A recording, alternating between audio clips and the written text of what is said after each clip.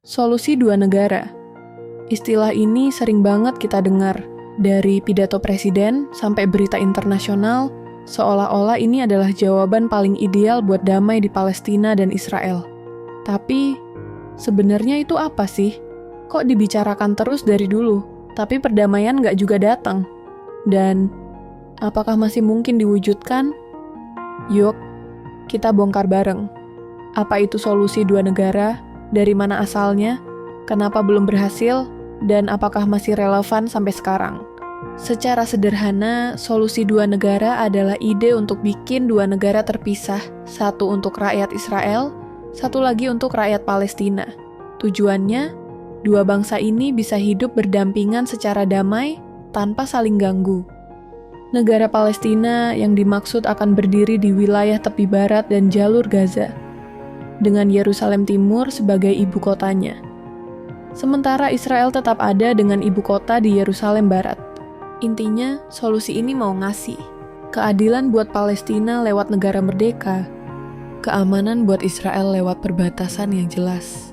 Selama puluhan tahun, ini jadi kerangka utama semua upaya damai, baik oleh PBB, Amerika, maupun negara-negara besar lainnya. Ide ini bukan hal baru.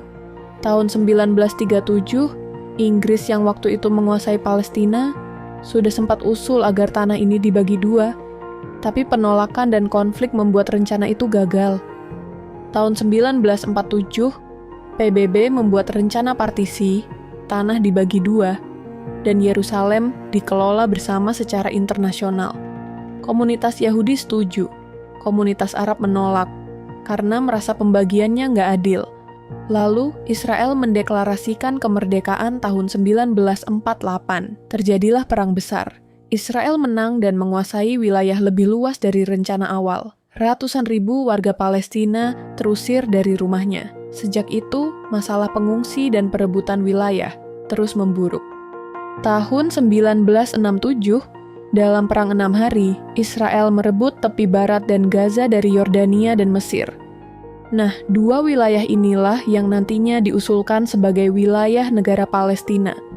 Garis pembatas sebelum perang ini disebut garis hijau dan jadi acuan utama peta solusi dua negara. Tahun 1993 jadi titik terang. Di Oslo, Norwegia, Israel dan PLO, Wakil Rakyat Palestina, diam-diam berdialog. Hasilnya, Perjanjian Oslo. Untuk pertama kalinya, PLO mengakui keberadaan Israel. Israel juga mengakui PLO sebagai wakil sah rakyat Palestina. Lalu dibentuk otoritas Palestina, semacam pemerintah sementara di tepi barat dan Gaza, sebagai langkah awal menuju negara sendiri. Tapi ada satu masalah, isu-isu paling sulit ditunda pembahasannya. Dan sayangnya, isu-isu inilah yang justru jadi bom waktu. Ada 5 hal utama yang bikin solusi dua negara sulit banget diwujudkan. 1. Permukiman Israel sejak 1967, Israel membangun ratusan permukiman di wilayah tepi barat dan Yerusalem Timur. Wilayah Palestina jadi kayak keju Swiss, bolong-bolong dan terpecah, membuat mustahil bikin negara yang utuh dan terhubung. 2. Status Yerusalem. Palestina ingin Yerusalem Timur sebagai ibu kota. Tapi Israel mengklaim seluruh kota itu sebagai ibu kota mereka yang abadi. Padahal, Yerusalem adalah kota suci untuk 3 agama besar. Semua pihak punya kepentingan besar di sini. 3. Pengungsi Palestina. Jutaan warga Palestina masih hidup sebagai pengungsi dan menuntut hak untuk kembali ke tanah mereka. Tapi Israel menolak karena takut jumlah mereka bisa mengubah komposisi penduduk dan identitas negara Israel. 4. Keamanan. Israel ingin jaminan keamanan total. Mereka takut negara Palestina akan jadi markas serangan. Tapi di sisi lain, rakyat Palestina juga hidup dalam tekanan militer Israel selama puluhan tahun. Sama-sama merasa tidak aman. 5. Perpecahan politik Palestina. Palestina sendiri terpecah 2, Fatah di tepi barat dan Hamas di Gaza. Dua-duanya nggak akur. Jadi, siapa yang mau diajak Israel berunding? Sementara di Israel, pemerintah makin ke kanan dan menolak solusi dua negara secara terbuka. Seorang diplomat Israel pernah bilang, solusi dua negara itu tinggal jadi slogan. Yang terjadi sekarang adalah satu negara dengan dua kelas warga. Kalau solusi dua negara gagal terus, apa ada alternatif?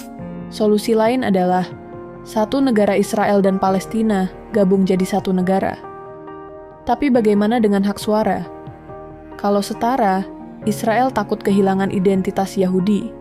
Kalau tidak setara, itu bukan demokrasi. Lalu solusi alternatif kedua, konfederasi dua negara merdeka, tapi saling berbagi dalam hal ekonomi dan keamanan. Tapi ini butuh kerja sama tingkat tinggi, yang sekarang masih jauh dari kenyataan. Alternatif solusi ketiga, hak sipil dulu, negara nanti, fokus dulu pada hak-hak dasar rakyat Palestina, akses pendidikan, air bersih, pergerakan bebas. Tapi pendekatan ini juga bisa dilihat sebagai bentuk menerima pendudukan tanpa solusi politik. Jadi apakah solusi-solusi ini sudah mati? Banyak yang pesimis. Permukiman terus dibangun. Pemerintah Israel makin menolak kompromi. Rakyat Palestina makin frustrasi. Harapan makin menipis. Tapi komunitas internasional belum menyerah. Tahun 2025, PBB bersama Prancis dan Arab Saudi menggelar konferensi besar. Banyak negara barat menyatakan dukungan buat solusi dua negara. Dan beberapa bahkan mulai mengakui negara Palestina. Deklarasi New York jadi hasil konferensi itu. Isinya seruan kolektif untuk mewujudkan perdamaian dua negara. Indonesia, Turki, Uni Eropa, semua ikut dukung. Tapi pemerintah Israel menolak. Amerika Serikat pun boikot konferensi itu, bilang ini cuma simbolik. Akhirnya, semua terlihat seperti panggung diplomasi, tanpa perubahan nyata. Kesimpulannya, solusi dua negara terlihat simpel di atas kertas. Dua negara, dua bangsa, hidup damai. Tapi kenyataannya sangat rumit.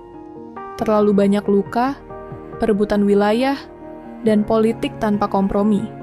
Ini adalah cerita tentang dua bangsa yang sama-sama ingin tanah yang sama. Dan dunia terus berharap ada jalan tengah yang adil buat keduanya. Sekarang muncul pertanyaan besar, apakah solusi dua negara masih mungkin?